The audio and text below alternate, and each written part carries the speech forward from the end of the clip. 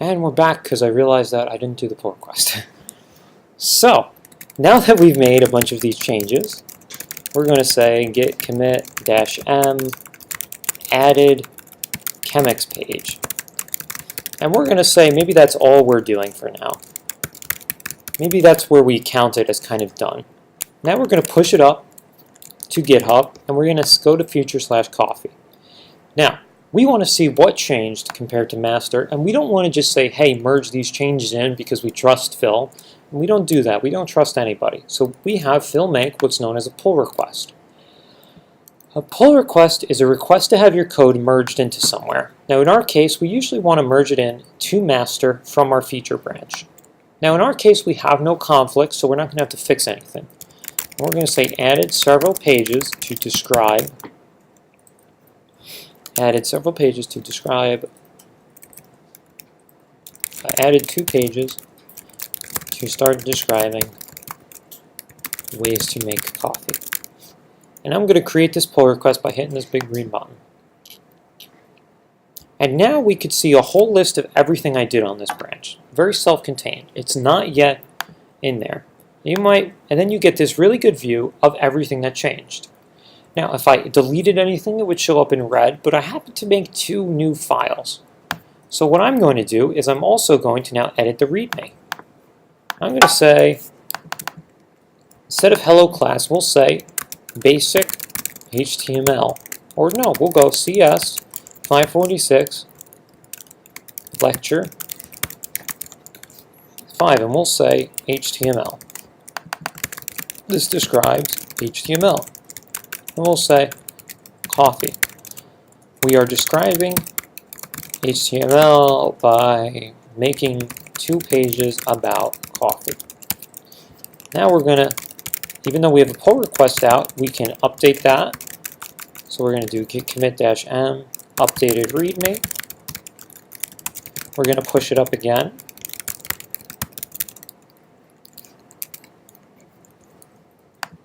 Now we'll say, oh, it gave us actually a handy dandy thing saying it's no longer up to date. And now if we scroll down to the README file, we'll see that we deleted some stuff. Well, we haven't deleted actually mostly every line. But now you could see a change log of things that changed from the master repository, from the master branch, as opposed to this line. We have differences now. Now, it's able to resolve these differences. It knows, okay, there's been nothing that changed. He just removed this information and added new information in its place. So it's still able to just handle it on its own. We'd get a merge conflict if it's not, and we'd have to hand patch the file to make it mergeable. So now we go through, we say, oh, we're removing them. And I can't accept my own pull request, apparently. So let's see what I can do about this. Okay, so I can't approve it myself, but usually if somebody would go through, pretend that I am not Phil, pretend that I'm Bill, and pretending to be Bill now here, I'd say, okay, it all checks out, it looks valid, and then what I would say is, hey, you didn't describe the AeroPress content. Is it safe to merge that in? And then, this is totally me talking to myself right now, but pretending that that guy will use the inspector. Change, this is what you can do when you're a front-end developer. Bill, now it says Bill. Fun thing about being a web developer. And we're going to have me say, yep, should be good. Yeah, I want them to have I want to show a preview of the content. It doesn't all have to be done. Now this process is called code review. Code review is the process of somebody looking through your code, finding things that they might think are wrong or might think aren't, the best way of solving things, or they might have suggestions, comments, concerns. And everybody should get code reviewed.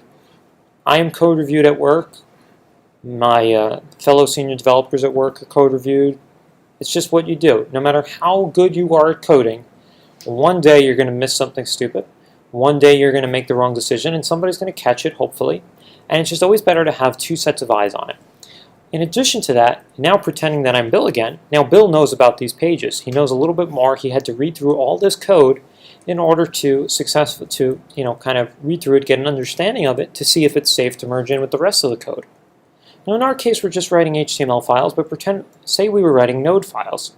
If I worked on a module that he might not have known about, well, now he's going to know about this module, so he won't rewrite code that I just wrote on a different file. He'll know, use this module to get users, or use this module to get blog posts. He'll just know because he reviewed my code.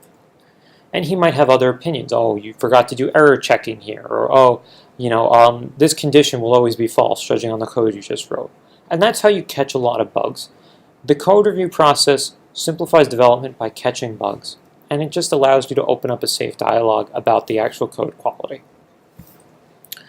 So now that Bill and I went through that, let's just go back to the pull request, and we're going to say, okay, it's safe to, pretend that says Bill, it's safe to merge it, so I'm going to merge the pull request.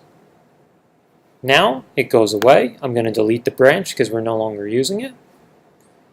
You know what? I'm going to undelete that so that if anybody wants to go see how it works, you only have a few minutes, I think, to do that. And now I'm going to go to the repository, and you'll see now it has all those files because I took them with the pull request. I hit that merge button, and it said, take the changes from this pull request, merge them into master. So that's how you take code and kind of make sure it's good quality code and take it from your feature branch into your master branch. Now for your final projects, I highly, highly recommend you do some sort of branching strategy like that. It could be more advanced, it could be a little more basic than that, I guess.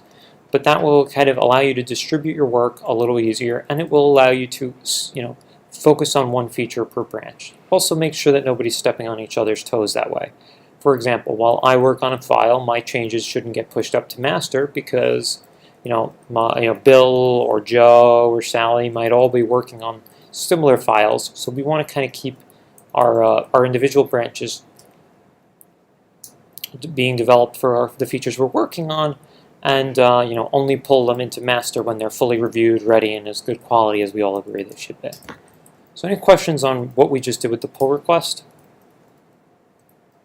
All right. Hopefully I don't have to start that video over again. Thank you, web section friends.